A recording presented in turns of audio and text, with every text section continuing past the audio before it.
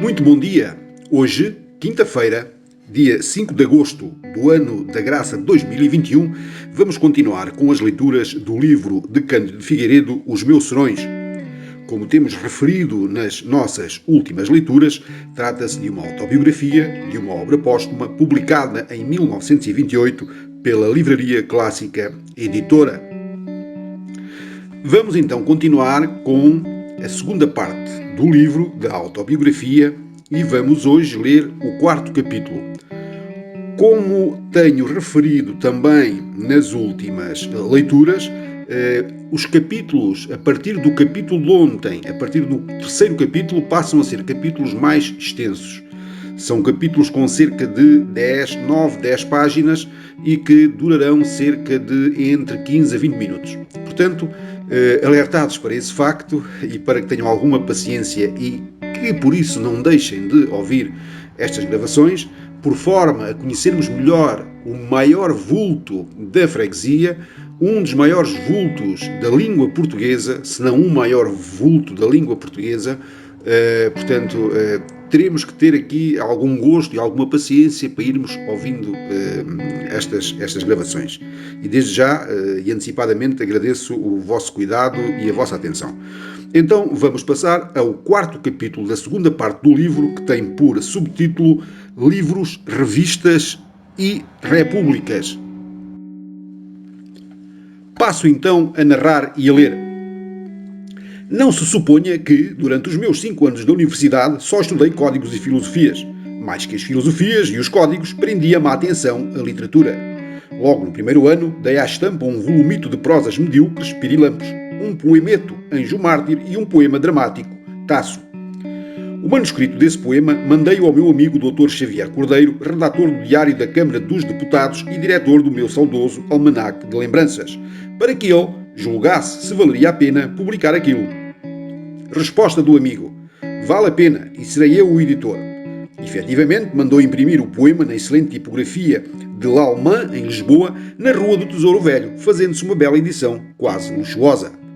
Devo confessar que devo ao Tasso o possuir e guardar 2 preciosos autógrafos, uma carta de Michelet e os cumprimentos de Victor Hugo por baixo da sua fotografia. Ainda em Coimbra, publiquei outro volume, Poema da Miséria, que pelos seus longes de socialismo pareceu indignar Fernandes Costa, hoje meu amigo e colega na Academia das Ciências. Pelo menos o paulido poeta consagrou-lhe, no Diário Ilustrado, 4 folhetins de crítica depreciativa. Ou ele se iludiu nos seus conceitos, ou a idade o tornou mais caroável. O Poema da Miséria ocasionou-me relações com um literato que se batia com Camilo Castelo Branco e tinha fama de crítico mordaz e temível, o Silva Pinto. Passando por Coimbra, em direção ao Porto, onde ia fazer parte da redação da Atualidade, e vendo anunciada a próxima publicação daquele livro, quis conhecer o autor que lhe deu a introdução do poema. Ficou entusiasmado com a minha leitura e, na Atualidade, disse-me coisas muito amáveis. Mas, publicado o livro, Silva Pinto, na mesma Atualidade, disse-me as coisas mais desamáveis. Porquê? Porque a introdução indicava um livro socialista ou revolucionário, e afinal o Poema da Miséria era todo lirismo. Tempos depois, Silva Pinto, reconciliado com Camilo, de quem se tornou o mais incondicional encomiasta, deixou a Atualidade e o Porto, trazendo consigo para Lisboa um poeta lírico, Narciso de Lacerda, a quem se dedicou por toda a vida, apesar de todos os sacrifícios, porque o Narciso não tinha nada, além de versos, mulher e filhos, e só ao cabo de muitos anos logrou a posição de amanuense no Ministério do Reino e a colaboração do Pimpão. Houve, porém, uma época em que Silva Pinto se julgou independente e endinheirado. O pai, que o desprezara, por não poder fazer dele um industrial, deixou-lhe afinal uns 60 contos, dizem. Aplicou o Silva Pinto numas fábricas que faliram, afora os esbanjamentos a que não podia resistir. E daqui uma vida difícil de expedientes e torturas. O João Franco nomeou o diretor da Casa de Correção, em Caxias. Mas aquilo renderia 15 tostões diários e o Silva Pinto gostava de comer e beber bem. Tinha às costas o Narciso e a família e não podia eximir-se ao império das fêmeas. Um dia era o conde de Fontalva que lhe emprestava uns centos de 1000 reis, outro dia era o Policarpo Anjos que abria a bolsa, algumas vezes até os amigos menos endinheirados tinham de aceitar o requerimento de uns tostões. A tal respeito, porém, Silva Pinto não tinha prosápias e a qualquer conhecido confessava sem rebuço as suas dificuldades e os recursos de que lançava mão. Nem, se assim não fosse, eu não referiria o caso. Comigo desabafou ele muitas vezes, não só as suas deficiências monetárias, senão também os seus desgostos amatórios. Seduziam-no as varinas descalças e sofria com as infidelidades da rameira mais ignóbil. Um dia, em 1884, procurou-me ele na minha casa da Rua do Carrião. Ia desfigurado, macilento, agitado, e às primeiras palavras via que ele queria falar de coisas íntimas e não se resignava a falar baixo, de maneira a que a minha gente o não ouvisse. Levei-o para o jardim, pedi-lhe serenidade e o Silva Pinto comunicou-me: "Isto tem de acabar. Ontem quis suicidar-me com a minha tesoura grande." E desabotoava o colete e a camisa, deixando-me ver um ferimento no peito. "Quis suicidar-me, mas lembrei-me de você." "De mim?" "Sim. É que o Narciso de Lacerda fica em circunstâncias deploráveis e eu desejava que você, sempre que pudesse, o recomendasse e o protegesse. Que diz?" "Eu nada posso, mas isso ainda é o menos. O mais importante é que você não deve nem há de suicidar-se. Se não, diga os pretextos." Não há pretextos. Há causas muito sérias." "Então diga." "Você sabe que eu adoro a..." E citou o nome de uma aventureira qualquer. "Não sei, mas é o mesmo." "E daí? Imagine você que eu nem ontem casualmente descobri que ela era sáfica." "Quê?"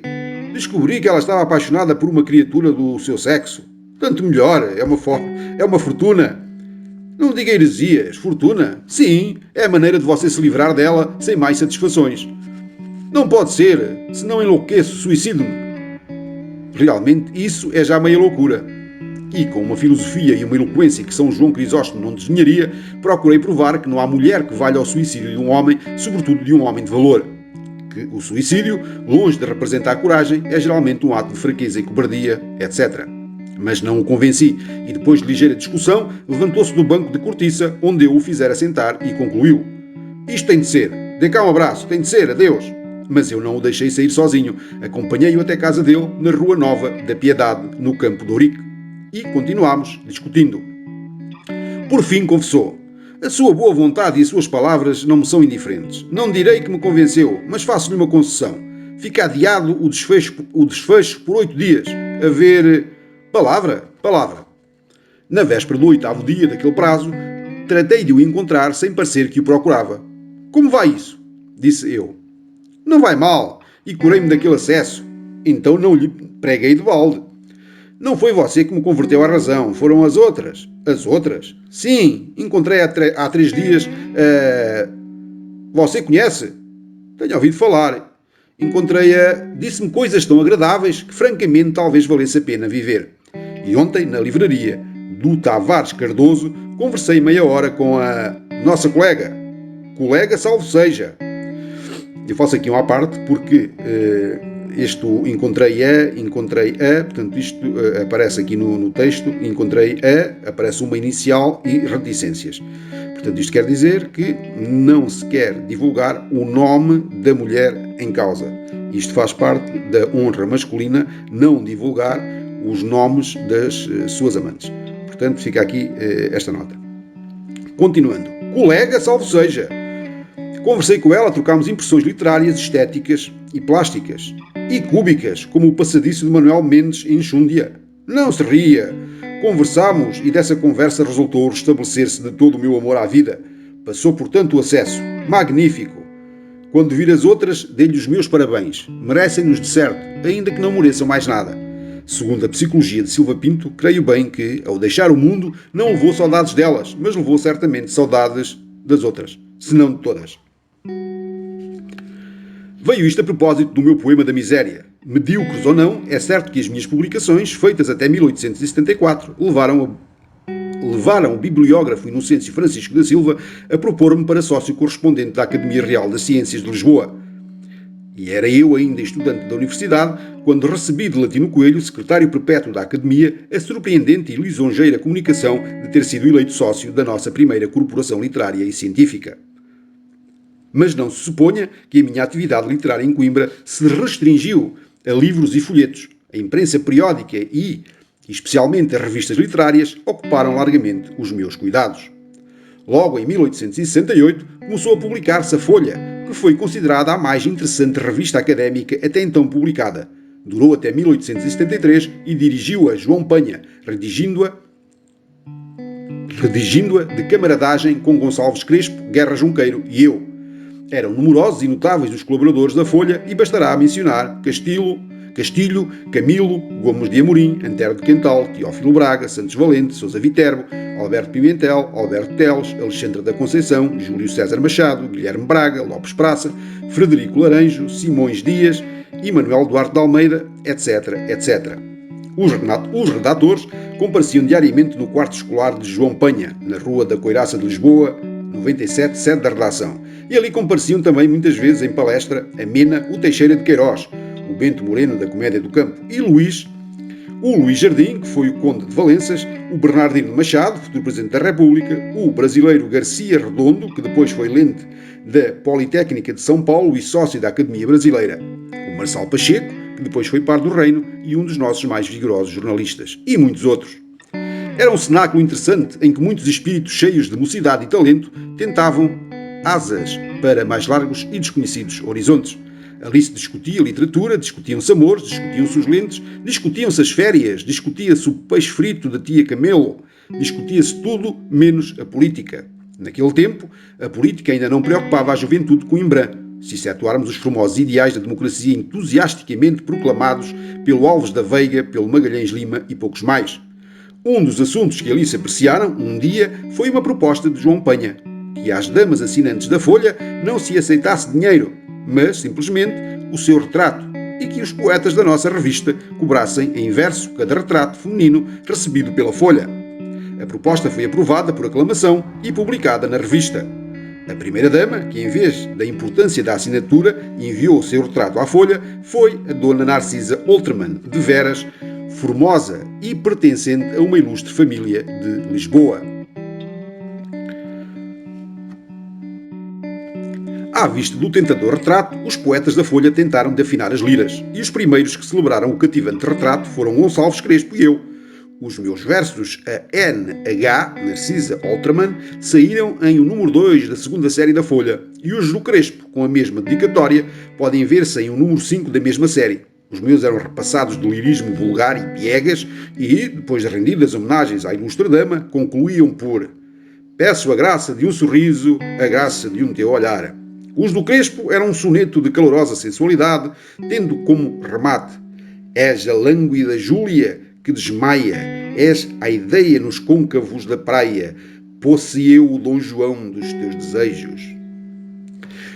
Narcisa Oltermann viu as duas homenagens e, para as agradecer, teve uma espirituosa resolução. Ao Crespo, que lhe sangrava um sensual galanteio, enviou um retrato em que ela aparecia com o rosto inteiramente velado. A mim, que a tratara com uma delicadeza e uma timidez de colegial, enviou-me um retrato em que ela figurava não despida, mas excessivamente decotada. E não se limitou a esta diferença de tratamento. Como tinha um parente em Coimbra, o Dr. Neves e Melo, significou-me que, logo que ela pudesse ir a Coimbra, desejaria ver-me em casa daquele parente e conversar comigo. Ao Crespo, à parte do retrato, não enviou sequer uma palavra. Dias depois, anunciava-me a sua chegada a Coimbra. Julguei do meu dever visitá-la então, como a visitei, sempre que ela voltou a Coimbra. E, como algumas vezes ela me permitiu que a acompanhasse em digressão pelo Penedo da Saudade ou pela Estrada da Beira, não se calcula o despeito com que alguns veteranos olhavam um novato por lograr aquela companhia que eles não podiam conseguir. De Lisboa, N.H., portanto Narcisa Oltermann, continuou a distinguir-me com a sua amigável correspondência até que um dia foi gravemente atacada de varíola. Ao entrar em convalescença, correu a um espelho para verificar se a sua celebrada formosura tinha sofrido alguma coisa com as bexigas, e a tal ponto se impressionou com o que viu no espelho que caiu redondamente, morrendo de desgosto, ela que não morrera das bexigas. Pobre Narcisa Oltermann. Mais ainda do que a Folha, deu-me trabalho e cuidados outra revista que conta hoje mais de 50 anos de existência e que era e é órgão de uma corporação literária e científica do mesmo nome, certamente a mais importante entre nós, depois da Academia das Ciências de Lisboa. Nos meus 3 últimos anos de Coimbra, por força das circunstâncias e escassez de redatores efetivos, assumi a direção e a gerência do Instituto, obtendo para ele a mais valiosa colaboração gratuita sobre letras e ciências, afora a minha larga contribuição, não só em verso, mas principalmente em prosa, sobre literatura, jurisprudência, história, crítica e economia política. Publiquei ali os meus primeiros estudos a respeito da Índia Antiga. Mercê de um professor índio, Gonçalves Cardoso, recebi as primeiras luzes do sânscrito, afeiçoando-me depois vivamente à história da velha Índia e aos seus monumentos literários. Estudei Max Muller, Ampère, Jacques Couliot e outros orientalistas célebres. Relacionei-me com vários letrados índios, Miguel Vicente de Abreu, Júlio Gonçalves, Suryaji Ananda Rao e mais alguns, aventurando-me por fim a organizar uma obra, a Índia Antiga, cujos primeiros capítulos dei à estampa no Instituto.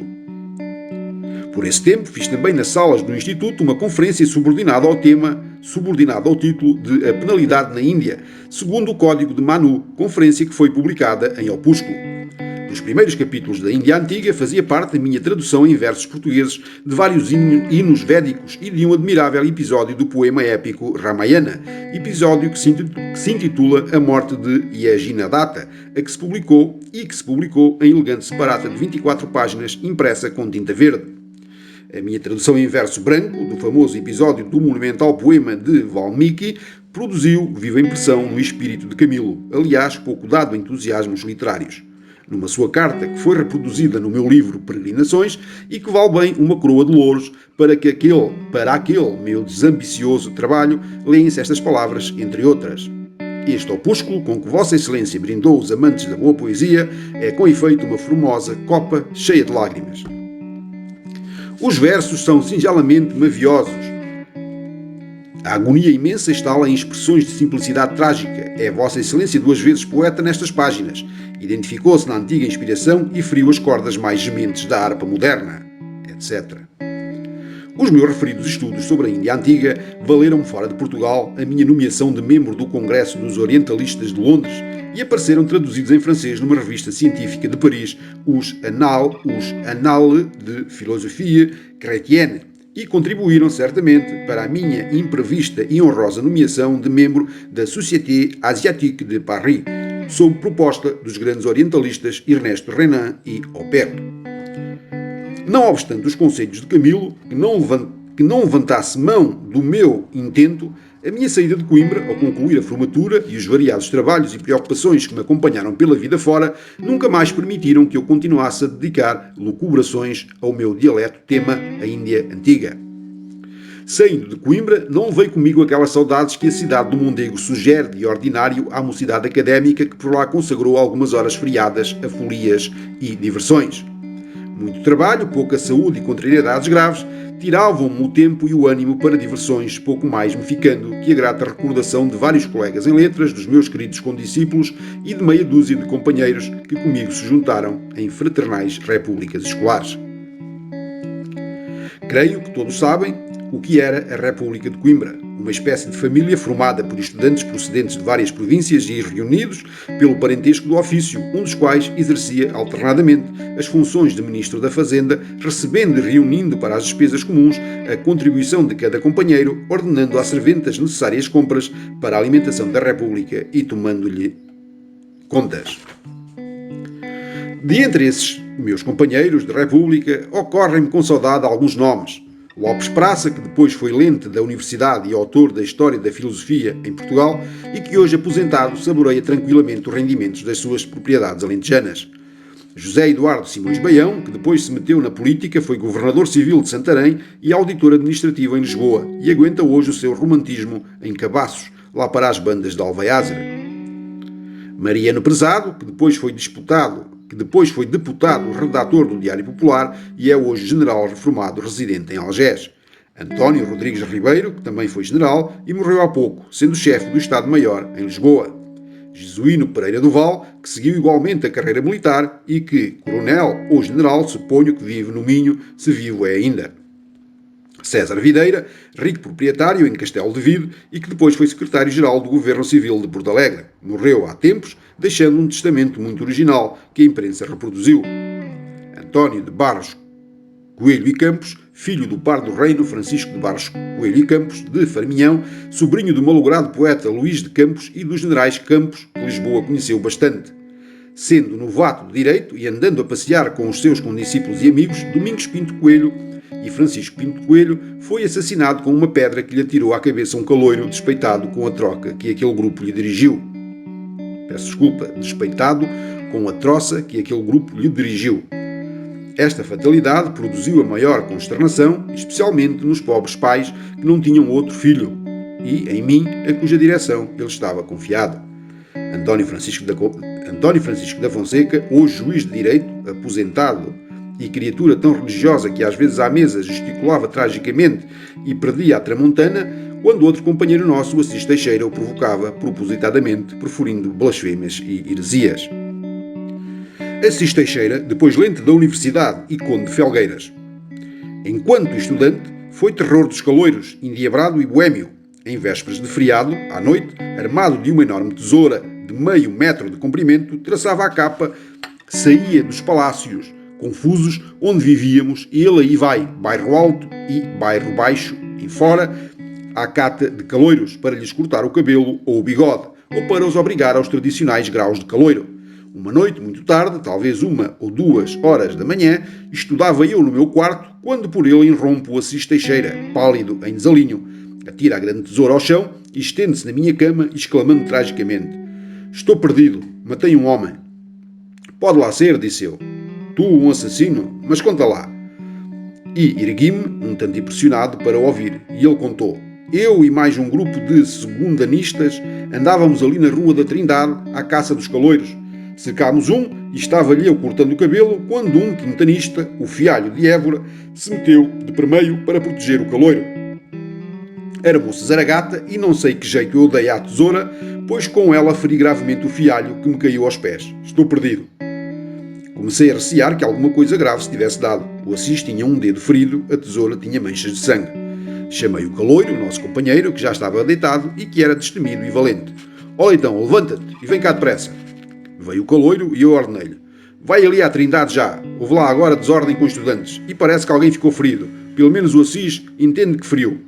Vai depressa, verifica bem o que houve e volta imediatamente." 1/4 de hora depois voltava o leitão. "Então", inquiria eu, "morreu alguém?" "Não morreu ninguém." "E ferimentos?" "O Fialho quis proteger um caloiro, mas como o não atenderam, teve um dos ataques nervosos que lhe costumam dar e rebolou pelo chão. Agora já está de perfeita saúde." O Assis Teixeira levantou-se e abraçou o leitão. Eu, a ver se evitava futuros morticínios, escondi a tesoura e nunca a restituí ao Assis. Mas este era o estudante Assis Teixeira. Quando foi lente, não era sequer uma sombra do estudante estúrdio, trocista e arruaceiro. Tornou-se a criatura mais sisuda e grave do professorado universitário, e a antítese impressionou desfavoravelmente os estudantes, mormente aqueles que o tinham conhecido pau de laranjeira. A sua severidade, no entender deles, soava falso. E daqui um tal ao qual desrespeito pela gravidade doutoral do Assis Teixeira. Atribuíram-lhe bernardices e calinadas, chegando neste intuito a publicar-se um livro intitulado O Livro do Dr. Assis, e escrito por um académico que não tinha sido bem tratado num exame por aquele lente e que era vulgarmente conhecido por Pad Zé. Para mim, nunca o Assis Teixeira deixou de ser um dos meus diletos companheiros de alguns anos e, nas minhas memórias, não acho condenação para a estúrdia do estudante nem para a gravidade do lente. Acho apenas uma nota de verdadeira saudade. E assim terminamos a leitura de hoje. Foi a leitura do 4º capítulo da 2ª parte do livro Os Meus Serões, de Cândido de Figueiredo, da sua autobiografia. Resta-me agradecer a vossa atenção, a vossa paciência, pois, como também tenho dito ultimamente, são capítulos bastante longos. Desejar-vos uma ótima quinta-feira e um resto de semana feliz. Então, até amanhã, se Deus quiser, e muito obrigado.